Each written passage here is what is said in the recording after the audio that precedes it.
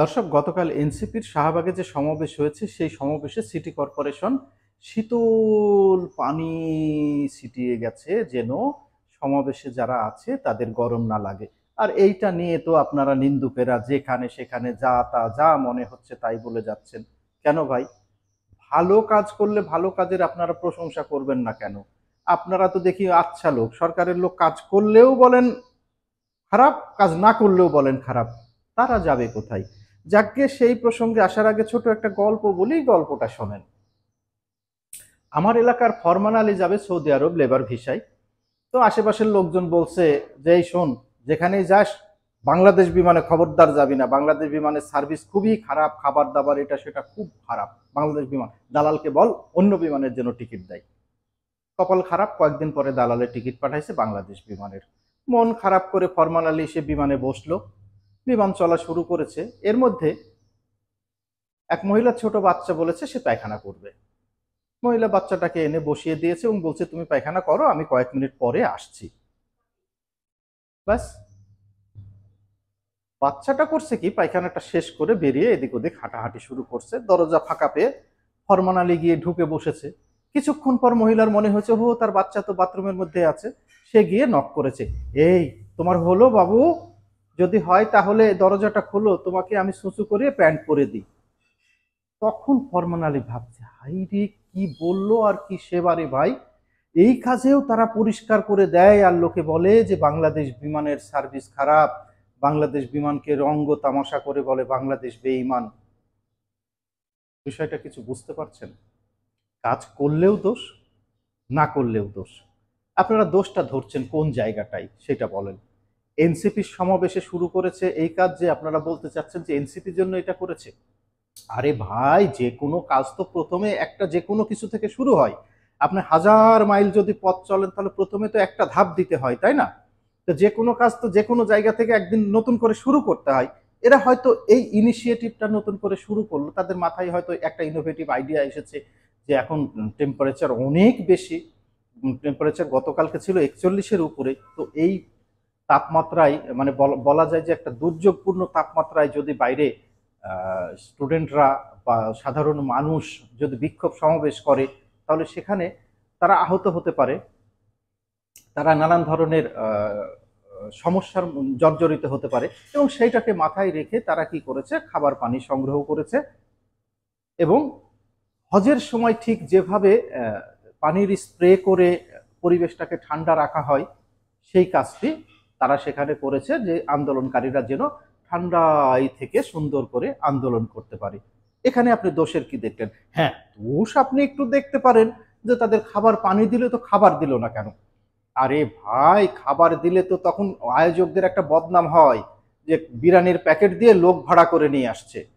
যেভাবে যেই সমালোচনা করেন না কেন, এই বিষয়টা আপনাদের খুব সুন্দর করে মনে রাখতে হবে। আওয়ামী লীগ বিএনপি সমাবেশে টাকা দিয়ে বিরিয়ানি খাইয়ে লোক ভাড়া করে নিয়ে আসলেও এনসিপির যারা আছে তারা কিন্তু কেউ ভাড়া করে কোনো লোক আসে না। তাদের যারা আসে ডেডিকেশন থেকেই আসে, তাদের সেই নিজস্ব স্পৃহা থেকেই তারা সমাবেশে আসে। সুতরাং তারা এই খাবারের প্যাকেটটা সরবরাহ করে আয়োজকদের বদনামের ভাগিদার করতে চায়নি। এখন হয়তো বলতে পারেন যে এইটুকুনি করলো, আর কিছু অবশ্যই করবে ভবিষ্যতে। হয়তো পরবর্তীতে দেখা যাবে যে যেখানে যারা সমাবেশ করবে তার উপরে মেঘ এনে দাঁড় করিয়ে রাখবে, নিচে থাকবে একটু একটু ঠান্ডা। সূর্যের সাথে এমন একটা মেকানিজম করবে যেন সূর্যের তীব্র তাপ এখানে না আসে। চারিদিক থেকে হালকা ঠান্ডা লু হাওয়া বাতাস বয়ে দিবে, যেন সিমসিম সিমসিম করে গা শিহরিত হয়ে ওঠে। রাতের বেলায় হালকা চাঁদের মৃদু আলো দেবে। তখন হয়তো আন্দোলনকারীরা ওর হাত ধরে গাইতে থাকবে, এই রাত তোমার আমার। আস্তে আস্তে হবে, সব তো আর একদিনে হয় না। আপনারা আসলে নিন্দা করে অভ্যস্ত, ভালো কাজ আপনাদের জন্য করার উপায় নাই। আর এই কারণেই বলে কি জানেন, যে বাংলাদেশের উন্নতি হয় না। আমাদের জাতীয় খেলা হলো কাবাডি। একজন যদি সামনে যায় 5জন পিছন থেকে টানতে থাকে। বাঙালি কাউকে উপরে উঠতে দিবে না, কাউকে সামনে এগুতে দিবে না, কারো ভালো বাঙালি চায় না। এই যে সরকারি কর্মকর্তারা সব প্রণোদিত হয়ে এই কাজটি করেছেন, এটাকে আসেন আমরা অ্যাপ্রিসিয়েট করি। তাদের অভিবাদন জানাই যে সুন্দর একটা পদক্ষেপ নিয়েছেন। আশা করি ভবিষ্যতে এই পদক্ষেপ নেবেন এবং বিভিন্ন ঋতুকে টার্গেট করে আপনারা পদক্ষেপগুলো নেবেন। যদি বর্ষাকাল হয় তাহলে ছাতার ব্যবস্থা করবেন, শীতকাল যদি হয় তাহলে কম্বল এবং হিটারের ব্যবস্থা করবেন, যে পরিবেশটাকে একটু গরম রাখার জন্য। আশেপাশে টয়লেটগুলো ঠিক সেইভাবে করবেন, এয়ার কুলার সিস্টেম করে টয়লেটগুলোকে তৈরি করবেন, যেন মানে ওখানে বসে আবার গাটা না ঘেমে যায়। করবে, আস্তে আস্তে আস্তে আস্তে করবে, অধৈর্য হবেন না, সময় দিতে হবে। একদিনে তো আর সবকিছু হয় না, গাছের মাথায় তো আর এক মুহূর্তেই উঠা যায় না, আস্তে আস্তে আস্তে আস্তে উঠতে হয়। জ্ঞানীরা যে কথাটি বলে যে রোমনগরই একদিনে গড়ে ওঠে নাই। তো কিছু ভালো কিছু পেতে হলে আপনাদেরকে একটু ধৈর্য ধরতে হবে। তবে আমার কথা শেষ করার আগে আর একটা গল্প দিয়ে আজকে শেষ করি। এটা আমার নিজের অভিজ্ঞতা।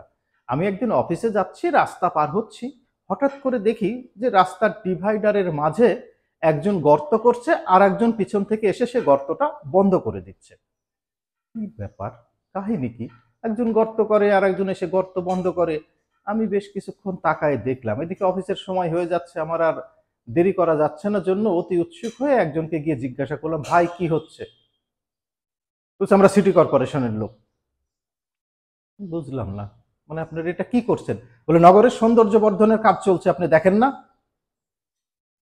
না তো ভাই, দেখতে পাচ্ছি না। তো আসলে খুইলা বলি শোনেন, আমরা দলে হচ্ছি 3 জন, আমি, ও আর আরেকজন। আমার কাজ হলো গর্ত করা, ওর কাজ হলো গর্ত বন্ধ করা, আর যে গাছ লাগাবে সে আজকে আসেনি। ধন্যবাদ।